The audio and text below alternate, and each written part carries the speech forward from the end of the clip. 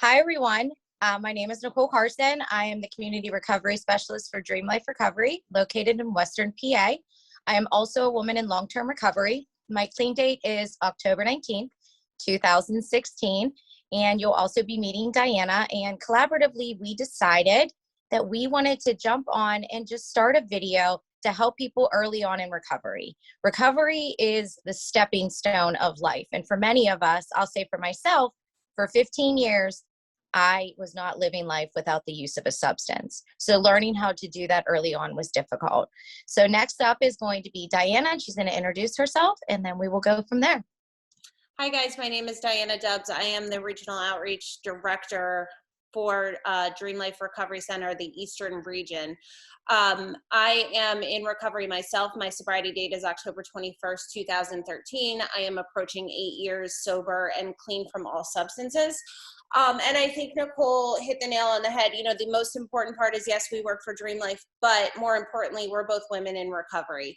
And as Nicole and I talk frequently, we discuss a lot of things that bring us together, which is these things that pop up in life that we weren't prepared for, you know, and that we've had to learn and maneuver and bob and weave through in recovery, like getting into relationships and getting married and having babies and going through postpartum and potential relapse and all these things that happen that we've managed to walk through and stay sober. And it's our duty as sober women to help other women walk through and stay sober also.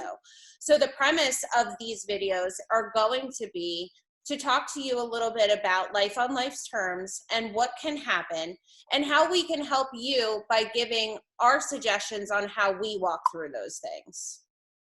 Yeah, I think that's so important because I remember, and I'm sure you can too, exiting treatment and, you know, you're excited that you're leaving and you're terrified, right? At the same time, I didn't know what life was going to look like. I know I had the desire to stay clean. I knew that I was tired of the old way of life, but I've never operated without a substance. Oh my It God. was I remember right before I left, they had me do this behavioral integration thing. Then it was like plan out what a Saturday was going to look like, but I didn't know what a Saturday sober looked like. And I was petrified, you know, because a Saturday like in use for me was like Groundhog Day every day, you know? uh-huh.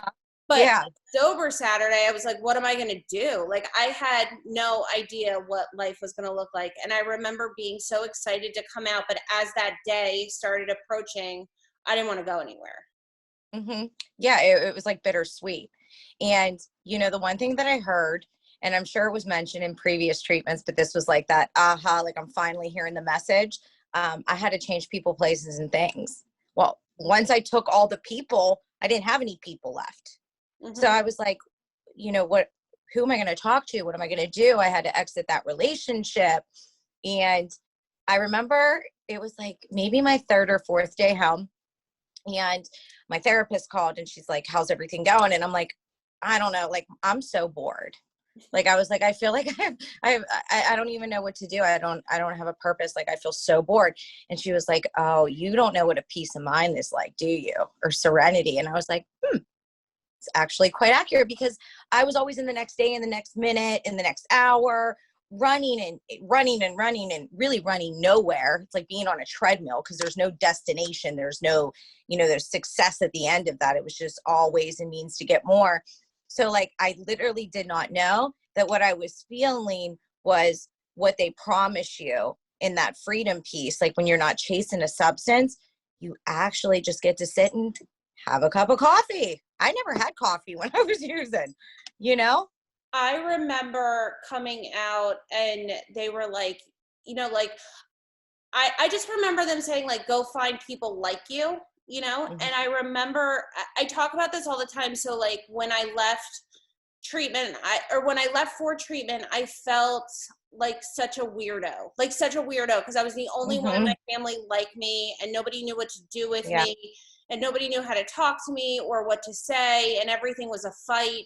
And then when I came home from treatment, after being around other people for 30 days and identifying that I had a disease and that there was other people like me and I wasn't crazy and all these things, and I was finally comfortable in my own skin, Then I came home, and now, although everybody in my family acknowledged that I was struggling through this disease and they wanted to be careful around me, now I felt weird because they weren't being normal around me. Do you know what I mean? So I remember them saying, go find other people like you. And I remember I couldn't wait to get to a meeting. You know, like I couldn't wait to get to a meeting because I knew at least I would find some relief. You know what I mean? Like that relief of just being around other people that were like me, you know? And I just remember like that early sobriety of that 90 days of just constant up and down and up and down. And one day was good and one day was bad. And I'll never forget being 90 days sober and walking into this meeting. And I was hysterical. I was a mess because I had just like my life had blown up. Like I was just constantly every day was fixing something that I had destroyed in my use and all this stuff. And this woman sat next to me and she said, have you ever gotten ink on a t-shirt before? And I said, yeah, like a pen exploding. And she's like, yeah, you know, the ink stain gets really big when you put water on it. She goes, and then after a while, it just disappears when the water dries. She's like, that's you right now. The ink stain is just really big because there's water all over it. But when the water dries, it's just going to go away.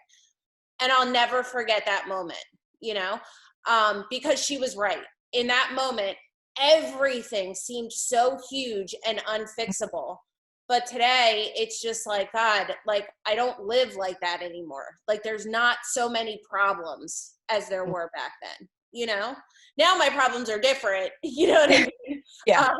They don't just go away because I stopped drinking and drugging. Like now they're actual real problems that are life problems, you know? But back then, man, I just remember that feeling of just like not knowing what the next day was going to look like, you know? When you brought up your family, I immediately remembered, so like part of the disease of addiction is it wants to separate you from your family. So there's like, for me, my story consisted of, in order to keep using, I had to separate myself as a mother, as a daughter, as a sister, all that. So like when I came back in, I came home and I was living with my mother, right? I had no money, no car. I mean, I had a car, but it wasn't running, like, you know, just the full spectrum of, you know, wreckage from the past. And I remember being in the room that I grew up in and feeling so uncomfortable, going to the fridge to get a drink, going and like doing certain things. And this is my childhood home, but my disease had separated myself so much from my family that my family that loves me unconditionally, without limits, just wanted me to, you know, live and thrive. It was so uncomfortable. And that took so much time to like feel comfortable, not because they weren't saying like, you know, we love you and you're home and we're glad you're here, but just because like the disease told me they were my enemy for so long. So it was like really hard to transition back. And that was really confusing. And, you know, I talk about this a lot in my lead. My oldest son is 14. I used from the bulk of 5 to 8. I was very out of the picture. And so like when I came around, you know, I remember this little toddler baby, like chubby, and he lost his chubbiness and he was growing into this person. And that was a grief piece because I had to grieve because I remembered him being this little boy. And then I come back and he looks like my, you know what I mean? But he looks different. And I struggled with the connection. There was like a disconnect. I can't really, I'm trying to explain it to the best of my ability, but no, like, I get it. I get it. I get what you're saying. Yeah. And that was so hard because the disease is still going to attack you, even if you're not putting a substance into your body. So it was telling me, see, I told you you're a bad mom. See, I told you he's better off without you. You know, see, I told you you're never going to get this and you're still going to fail. So like, it was like that angel and devil on the shoulder. And that angel saying, come on, you can do this. Like, this is a lie. And then the devil's like talking. And it was so, the first, like you were saying, like 90 days, it was so detrimental for me, you know, to find the program. I'm thankful I found a program. I went to meetings regularly. I did intense outpatient, you know, that's my story, like things that I needed to do, but that was detrimental. See, and now my story is completely different because my kids don't know me as anything other than sober. Mhm. I had both of my children in recovery. Now, I also had my oldest son in my first year of recovery. And there's a reason why we tell women not to have babies in their first year. It's because we don't know how to love ourselves. And all of a Mhm. sudden, we're now given a baby, and now we got to love them, but we don't know how to love ourselves. So we're Yep. like loving everybody else, and we're putting ourselves last, and then recovery comes last. And by the grace of God, I have been sober consecutively for 7 and change years, Mhm. but it was hard. It was really, really hard, but and I'm hoping that as these videos start to develop and things like that, we can get into these stories one by one, because I don't want to Yep. give you everything right now, I know. um, but I definitely have a different story, and my babies don't know me as anything other than sober, and they don't know that person that I was, you know, but I sometimes grieve that too. Do you know what I mean? And I grieve that old version of me because of the fact that sometimes I feel like I look at things a little bit more cynically and a little bit more jaded than I would Yep. if I were not the person that I was. And I almost feel like sometimes my kids don't have this like pure version of a mom. Do you know what I mean? Yep. Because I am who I am, and I was who I was, even though they don't know that. I don't know if that makes sense, Yeah. or if I'm putting No, it the it does. right way, Perfect you know. sense. Um, but the other piece of me is so blessed that I was who I was. And I'm so grateful that I have this other, like, who else can say that they get to live 2 lives in their lifetime? Do you know what Yeah. I mean? Like, they get to be 2 completely different versions of themselves. And Uh-huh. that truly is me. Like, I've gotten to be 2 versions of myself, and one that I didn't like very much, and I don't want to be that person anymore, and one that I've gotten to know and I've gotten to like, and that's that person that I am today. It's so funny because when you're saying that, the 2 lives, and like you and I talk frequently, right? And like a lot of people will say, which I think is a huge compliment, that like how I am is reminding them of you. And I Yeah. love that. And so when you said 2 lives, I say something very similar. I say 3 lives, but I'm listening to you and like learning more in our relationship growing. Like it's just really cool because I keep learning.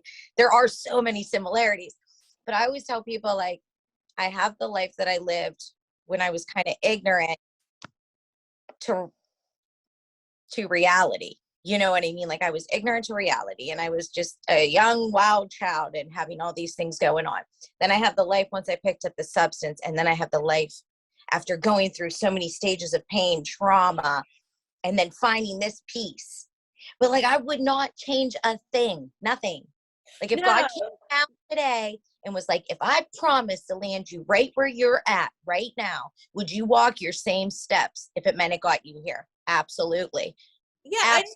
I don't know that there was another way for me. Do you know what I mean? Mm-hmm. I don't know that I was supposed to be any other way.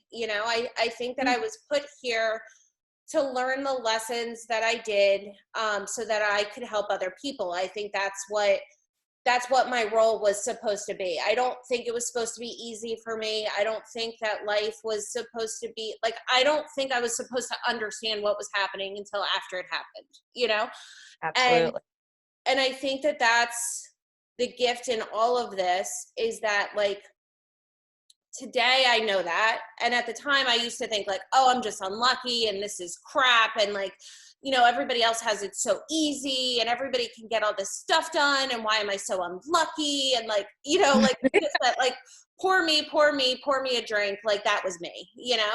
Um, but today it's like, all right, like I wasn't that unlucky. Like I had a disease that wanted to see me suffer, and I had a disease that potentially wanted me dead. And like God saw it fit for me to not be that way, right? And like, everything that happened in my recovery, and every time I took my will back, and every time that I did things my way, there was an outcome that led me to where I am today. Mhm. Um, and I think that's just a blessing. And I'm super blessed that I found a program of recovery. I'm super blessed that Today, I understand that everybody has their own pathway to recovery, and I'm okay with that. And what works for me doesn't work for my husband, and that's okay. And that took me a really long time to understand. You know what I mean? Yeah. I used to believe that like I had to, like my husband and I had to be walking heel to toe. You know what I mean? Today, I'm super comfortable in the fact that like we can be holding hands and walking in the same direction. And as long as we're heading towards the same point, it's okay. You know what I mean? Like Yeah. we don't have to Yep. be in each other's footsteps, you know? It took me so long to get that. Like it took me so long to understand that. And so many mistakes along the way in realizing how that worked and what that looked like, you know? Um, but again, like everything happens for a reason, and we get to where we are through those trials and tribulations. Absolutely.